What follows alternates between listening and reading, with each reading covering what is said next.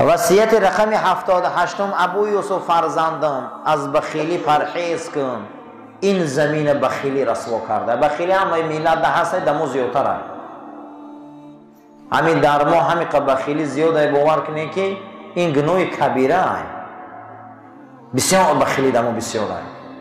مولامون در مولا بخیل است، حاجیمون در حاجی بخیل است، گدامون در گدا بخیل است. باور کنید اگر استامون در استا بخیل است استاده نمیتونه. این میگه زمین رسوا میکنه، افق میسوزانه، زمین به برکت میکنه، بازار به برکت میکنه.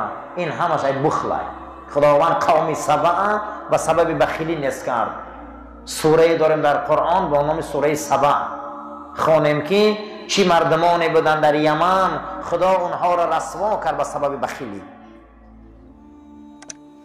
از بخیلی پرهیز کن فرزندم ابو یوسف، بخیلی آدم رسوا میکنه.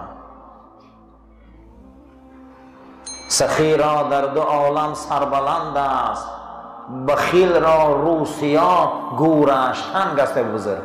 بخیل مردم هم روش سیاه هم گورش تنگ است. بخیلان جاشان جهنم هم، اما سخی ها در همه دنیا سربلند هم. هیچ محل فرزندم طمع نکه. طمع چی را میگن گو؟ طمع دو بند میگن گو، یک تش در دستت میندازی یک تش در گردنت، خطا نقطه میکنی و خطا کشنگ میزنی. اگر دیدگی باشه اسبا را کشنگ میکردن، اسبا نقطه میکنن کشنگ میکنن دستش به پیشکی نگریزه.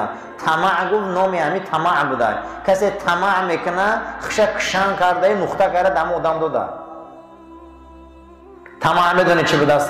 طلب میکنی هچی را، همی بینده یک کار بود میکنی میگی هچی پول طلب میکنی، تو بخبری خطا بحثی دوای دادی. اصل طمع نکن گفتم، خیلی کارا نکن، آزاد باش.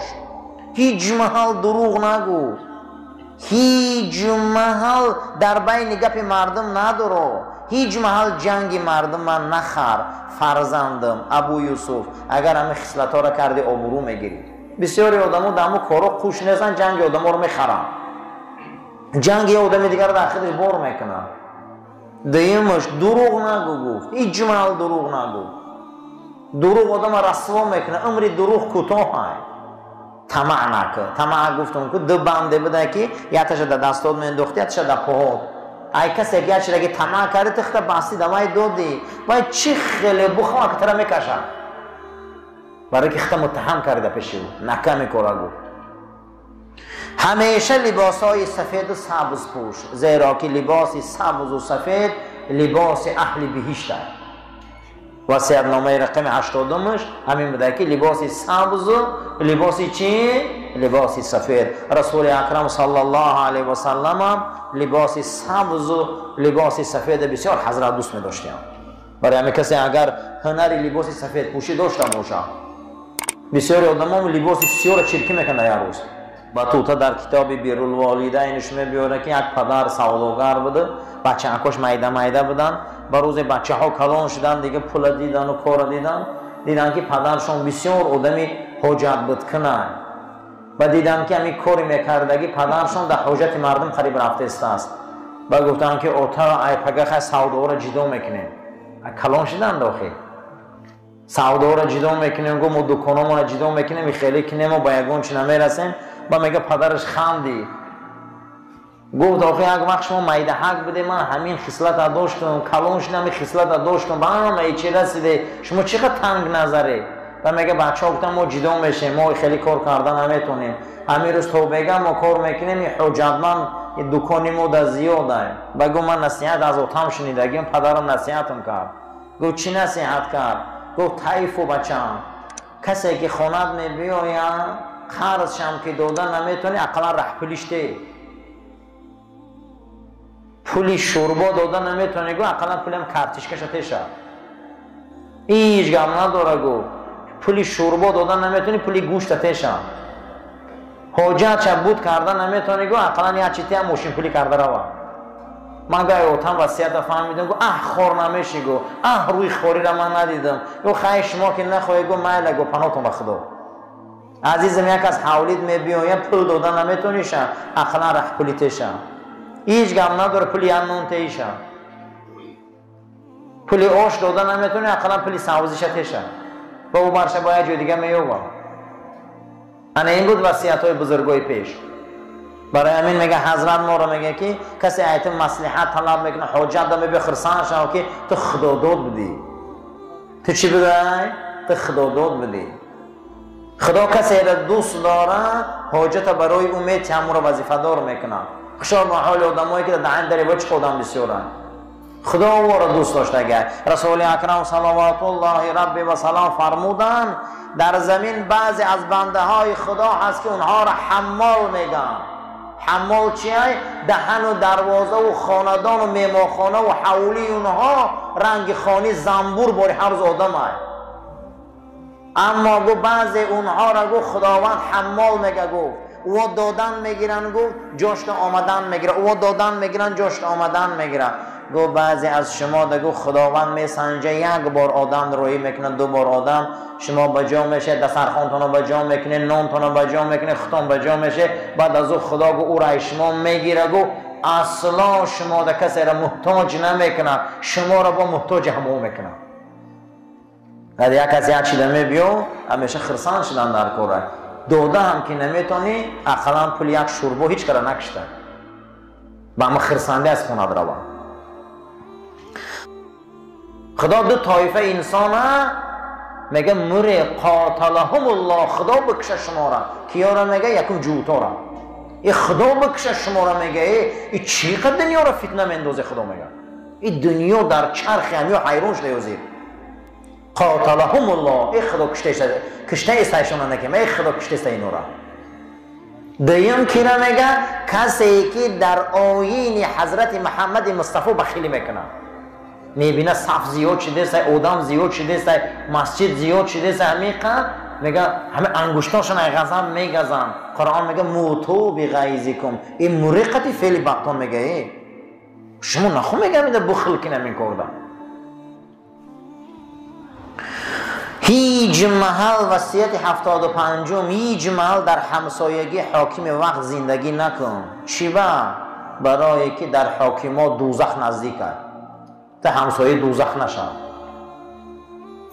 هم بسیاری آدم ها همسایه هم خیلی بودن وقتی که اگر آمدن باید همین همه همسایه را باید همین بسیارش قتل کنه، خونهاشون در دادن. زمانی که اگر نظر کرده باشه یکی از حاکمای دور هجوم میکنن و دیگه دوزختی بیام ده همین دوزختی بیادم یا میرم بیچاره، نه خونه میومنن نه در نه خودشونه. کوشش کن از همین کوچه ها دور باش، زیرا این که در اینها را حوله هاشون دم دوزخ نزدیک است. درس ما درس اخلاق بود. هر روز جمعه ما درباره اخلاق و تربیت صحبت میکردیم و رسیده بودیم به وصیت حضرت امام ابو حنیفه رحمت الله علیه. وصیت نامش صحبت میکردیم به وصیت نامه رقمی 70 که با شاگرد بزرگوارشان حضرت امام ابو یوسف فرزندان قبرستان ها و مکان های مقدس بسیار زیارت کن و با علما و با ملاقات علما و مشایخ دورت زیادتر رو، زیرا اینکه هر کس که قبرستان زیارت کرد او یاد آخرت زیاد داره. میخوایی که مرگ زیاد یاد کنی قبرستان رو، میخوایی که آخرت زیاد یاد کنی قبرستان رو.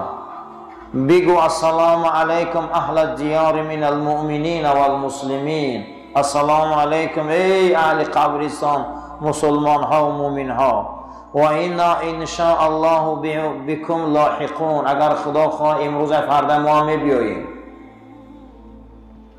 اسال الله لنا و لكم العافیه، از خدا میپرسم برای خودم برای شما که ما را عفو کنه. هر یک انسان قبرستان می رفته این کلمه را گو، زیرا که این سنت رسول اکرم است. وصیت نامه رقم 71 کسانی که در مسجدها و جاهای مقدس زیاد می روند و با تو ملاقات میکنن ابو یوسف فرزندان و میگن که ما پیغمبر در خواب دیدیم، خوابشان باور کن. زیرا این که در حدیث آمدگی بوده است که شیطان هیچ محل خودش به شکل رسول اکرم کرده نمیتونه. اگر انسان ها در جاهای مقدس و مسجد و جایهای جمعیت گپ میزنن، با تو صحبت میکنن، همچون عالم تو را حرمت میکنن، میگن ما رسول اکرم در خواب دیدیم، تعویلش چیه؟ در حال تصدیق کن که این حقه. شیطان هیچ محل به صورت رسول اکرم اومده نمیکنه. خشو به حال انسانی که پیغمبر در خواب بیدن، خشو به حال انسانی. رقم 72 وصیت‌نامه‌اش هیچ محل با هواپرست و دنیا پرستی که عقیده‌ش پس کرده، توفیقش پس کرده، هدایتش پس کرده نشست نکن.